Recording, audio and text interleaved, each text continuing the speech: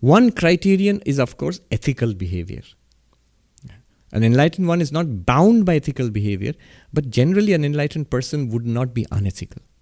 So if you see unethical behavior, immoral behavior, whatever that person is probably not very spiritual, let alone being enlightened. A good sign Sri Ramakrishna has given, jake dekhle ishwarer uddipan hai. You feel upraised, you feel purified, you feel sublime in the company of such people. And this many of us have noted. Very few highly spiritual people I have met in my life, I've seen absolutely, always it is the case, that people around them, they feel it. How do they feel? They feel purified. Negativities diminish. You feel peace. You feel acceptance. You feel joy, a kind of very pure, luminous joy you feel. Higher life becomes real. Worldly life sort of fades to the background.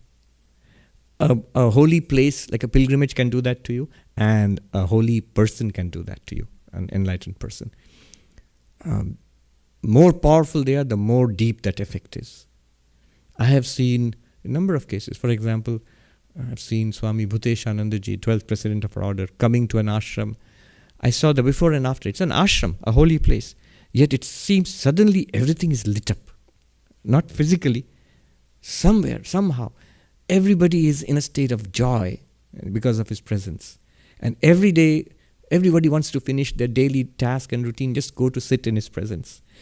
After all, he's a 95, 96-year-old man. Yeah. What are you getting from this little old man? But you sit there, everybody's rushing like they're all attracted, like honeybees to the flower. That unexplained attraction. I mean, again and again I have seen crowds of people just gathering to look at him. So what is it, that attraction? That shows some kind of, that shows enlightenment. And you can see it more extraordinarily, of course, in the case of avataras. We read of Chaitanya Mahaprabhu in Puri, in Jagannath Kshetra, in Puri. What extraordinary depictions, and they're so vivid. They must be depictions by people who were there. Kirtan, singing and dancing is going on at night, and the whole crowd around, they're playing the drums and cymbals, and Hare Ram, Hare Krishna, they're singing. In between them is Chaitanya Mahaprabhu in ecstasy. He's not aware of the external world, and only half aware, and therefore, and he's singing to the song and dancing. And the beautiful description of people holding up these firebrands, this mashal, and lamps. They're holding it up so that they can get a glimpse of his face. And this huge crowd is entranced. See, we can't see God, but here is one who is literally seeing God right at this moment, and it's expressed in his face. That's what stuns all of us. Sri Ramakrishna, he went back to the village, and he says, Mahamaya bhelki lagi di. It's a magic show of the Divine Mother. He had no rest for days on end. Wherever he goes, crowds of people gather around to look at him. And he says in Bengali, takuti takuti. That means the play of the drums.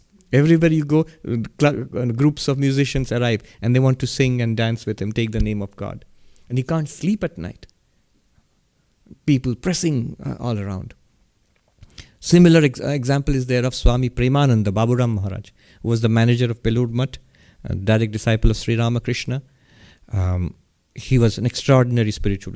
When he passed, Holy Mother Ma Sharda, she burst into tears and said, my Baburam was a light on the bank of the Ganga. He was light up the grounds of Belur Mutt, because she lived on the other bank. And she felt his presence as a light shining on the other side of the river. And he has gone out. That light has gone out now. But there's a description of Sri Ramakrishna's birthday. Swami Premananda is in charge of all the festivities. Crowds of people coming, musicians, they rush towards him and surround him, and they sing, and he just stands in silence or in ecstasy, but they're seeing him. There's this particular thing, a small description which I found unforgettable. In the afternoon, with all this pressure, in the afternoon he wants to take a break, the famous Indian afternoon siesta. So he goes to this place which is called the visitors room. It's still there in Belur Math now. It has got many windows all around. So he goes and he wants to take a nap there. And all the windows are thick with people who are looking down at him, just to see his face while he's sleeping. What is that attraction? It's the attraction of God. And it's something that we are feeling all the time. Whatever we do in life, Swami Vivekananda says in Bhakti Yoga, whatever we do in life, do you not see that one force behind all the good in this life? The love of the mother for the child, the love of the greedy man for his money, the love of the politician, the ambition for success and power in the world, the tremendous urge for scientific discovery among a researcher, the tendency of the writer, the artist for artistic expression, pouring themselves out. Swami Vivekananda says it's one force, and it's at its higher end. It is the saint, searching for God, but it's the one force everywhere, playing in all human beings, in all civilizations, in all life itself. That is general, but when it becomes very specific, when that which all of this is searching for God, when that God becomes even indirectly manifest to us in the face of somebody who is seeing God, imagine the attraction we will have. I remember there was this Swami, Pavananandaji, this was about nearly 30 years ago, in Deoghar. I remember in the evening, he was a disciple of Swami Shivananda, and he was an Irishman. In his old age, nearly 90 years at that time. In the evening, after the arati was over, he would go to his room. I would, accompany him, hold his hand and slowly take him there. Before he would leave the temple, he would turn around and bow down to Sri Ramakrishna. I still remember the first time I saw him do it. I was walking towards him. He was going down, but before he left the temple, he turned around, facing me, looking over my shoulder at the pictures, at the images on the altar. I tell you, every hair on my body rose. Literally, it's as if he was seeing this divine presence. I whipped my head around to see what he was looking at. He was just looking at the pictures, but I'm sure he was not seeing what I was seeing. I was seeing the pictures of Sri Ramakrishna, but he was seeing a living presence. Now, what I'm saying is, just the expression on his face. How is it that 30 years later, it is most vivid? I close my eyes, instantly it is there. It is a reflection indirectly. Here is a person, I believe, seeing God, and I'm seeing the expression on his face. It's unforgettable. In this life, if nothing happens, I've seen those things. I know another monk like that, who was a disciple of Swami Shivananda, Nirmuktananda, who lived for more than 100 years. I used to talk to him, Upen Maharaj.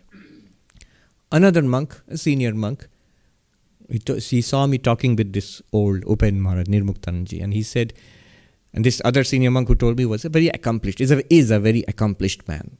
A lot of things he has done in his life. He said, for all I have done in my life, he said, I had considered myself fortunate to roll on the dust on which this old monk has walked. That's my stature compared to him. And I understand his feeling.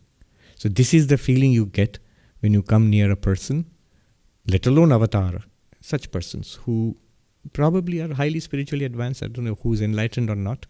This is just to illustrate Sri Ramakrishna saying that Ishwara Uddipana, you get the feeling of the presence of God in the present when you are with such people. That's a good indicator. Again, all indirect indicators.